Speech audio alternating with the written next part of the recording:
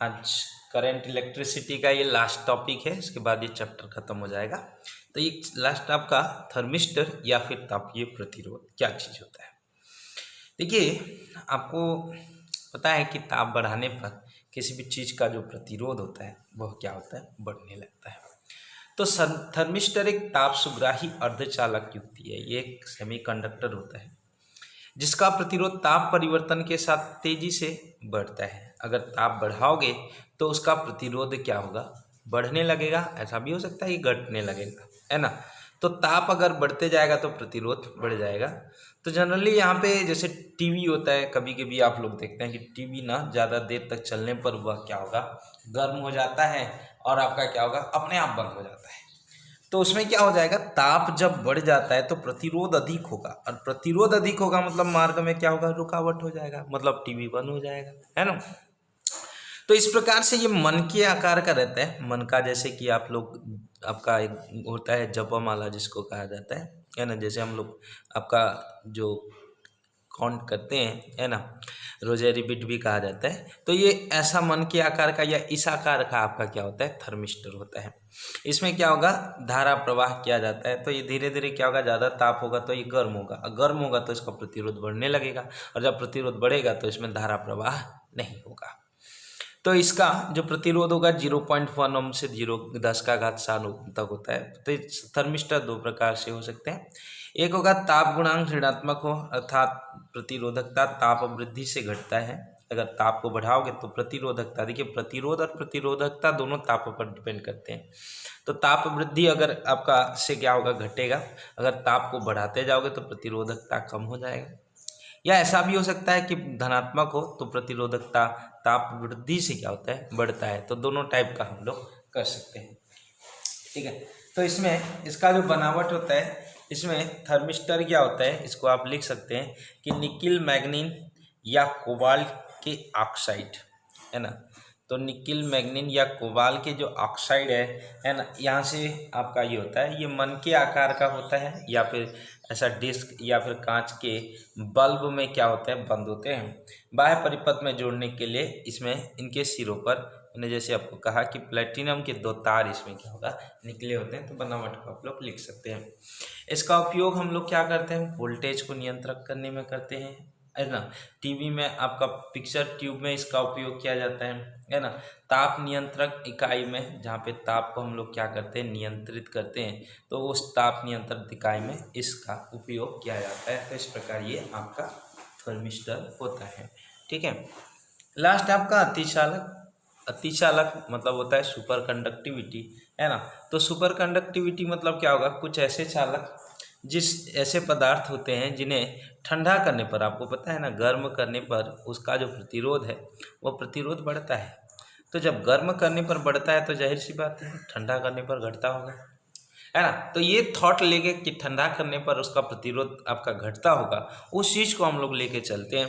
तो यहाँ पे ठंडा करने पर एक निश्चित ताप पर उसकी प्रतिरोधकता क्या हो जाती है, शून्य, कम कम कम कम कम शून्य हो जाएगा। इस परिघटना को क्या कहा जाता है, अतिचालक।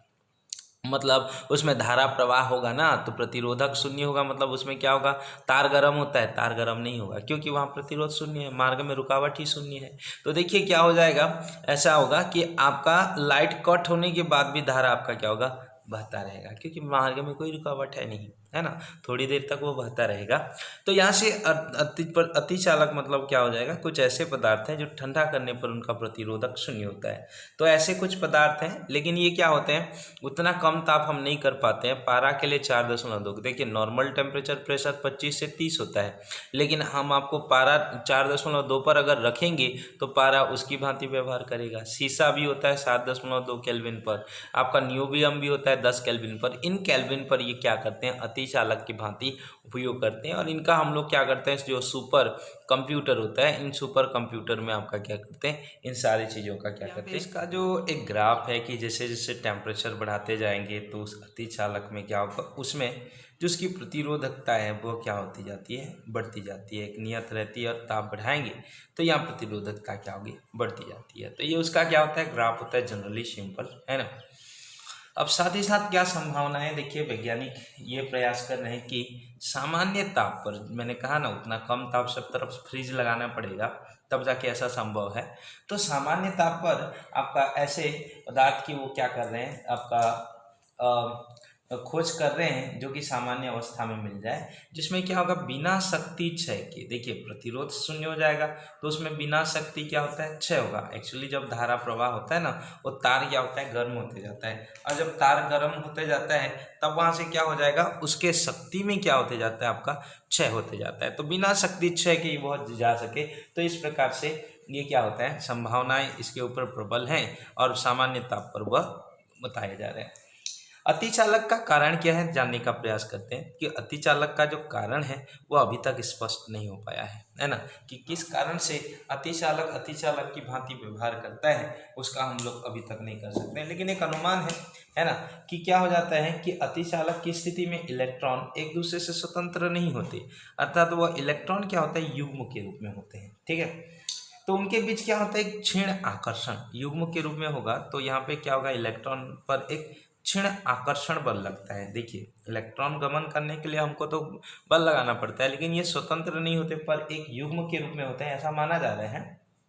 ठीक है, जिसके कारण युग्मों का निर्माण किया जाता है। और जब युग्म के रूप में होगा तो क्वांटम यांत्रिकी के अनुसार पदार्थ के ताप को पर्याप्त कम रखा जाता है। अगर हम लोग ताप को कम रखेंगे तो ये युग्मों के रूप में ये क्या करते हैं, वह धनायन क्या होगा, युग्मित धनायन बिना टकराए गति कर सकते हैं। मतलब ये देखिए युग्मित होगा तो यहाँ पे क्या होता है, इलेक्ट्रॉन जब फ्लो होता है तो इस प्रकार से वो इलेक्ट्रॉन इसको टक्कर मारता है, इसको टक्कर ऐसा करके जाता है।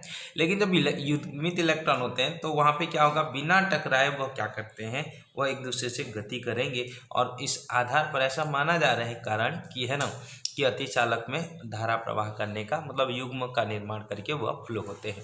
ठीक है, तो इस प्रकार इसका उपयोग हम लोग कहाँ पे करते हैं, अतिचालक का उपयोग मैंने अभी कहा भी कि सुपर कंप्यूटर में किया जाता है। दूसरा, इसमें क्या होता है, एक स्थान से दूसरा स्थान तक बिना ऊर्जा क्षय के क्या कर सकते हैं, बिना ऊर्जा क्षय के हम लोग उसको कर सकते हैं, है ना। अतिचालक की सहायता से विद्युत शक्ति की बचत की जा सकती है, जाहिर सी बात है। जो भी रास्ते में खपत हो रहा है उसका हम लोग क्या कर सकते हैं, संचय कर सकते हैं, आपका बचत कर सकते हैं। ठीक है, एक क्वेश्चन यहाँ पे जैसे तथ्यात्मक है, जाड़ों की अपेक्षा गर्मियों में कार के इंजन चालू करना आसान होता है। तो आप लोग जानते हैं कि जब ठंडा होता है तो हम लोग सुबह सुबह किक मारना बहुत ज़्यादा हमारा क्या करते हैं, किक आपका गाड़ी का मारना पड़ता है, या फिर जो सेल्फ होता है वह सेल्फ स्टार्ट नहीं होता।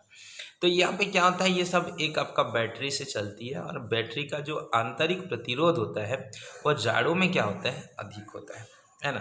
तो जाड़ों में क्या होता है, अधिक होता है, और जब वह धीरे धीरे क्या होता है, गर्म होता है, तो उसका विद्युत अपघट्य क्या हो जाता है, ऐसा टूटने लगता है ना। तो यहाँ पे कारण ये है कि आपका जाड़ों में क्या होगा, आंतरिक प्रतिरोध अधिक होता है, और आंतरिक प्रतिरोध अधिक होने के कारण आपका क्या हो जाएगा, और चालू नहीं हो पाता, है ना। तो इस प्रकार से ये आपका क्या होता है, आपका क्वेश्चन से ये पूरा चैप्टर आपका खत्म हो गया।